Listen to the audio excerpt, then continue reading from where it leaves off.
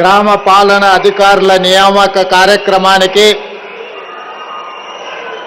సభాధ్యక్షత వహించిన మిత్రులు రెవెన్యూ మరియు హౌసింగ్ శాఖ మంత్రివర్యులు పొంగులేటి శ్రీనివాసరెడ్డి గారు,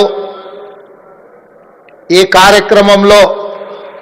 నాతో పాటు ముఖ్య అతిథులుగా విచ్చేసిన శాసనసభ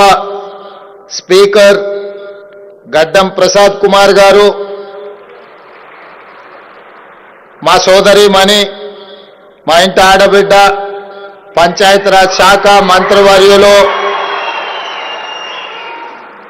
శ్రీమతి సీతక్క గారు,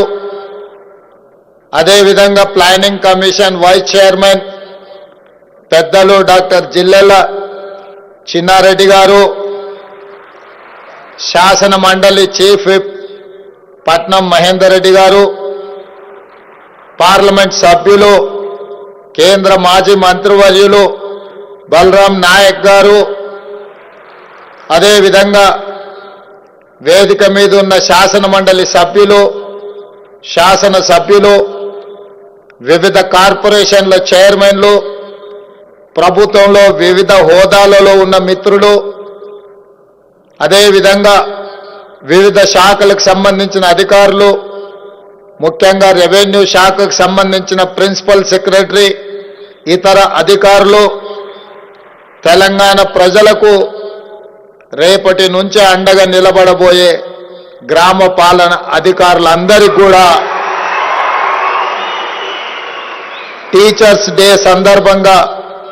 మీ అందరికీ మనస్ఫూర్తిగా శుభాకాంక్షలు, అభినందనలు.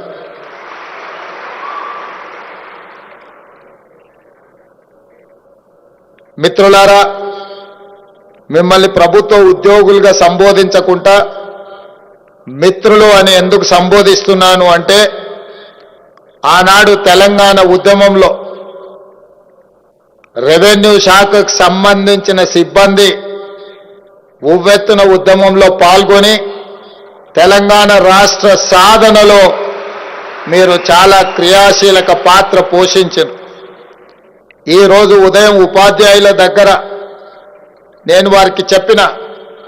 ఉపాధ్యాయులు తెలంగాణ ఉద్యమంలో ప్రతి గ్రామంలో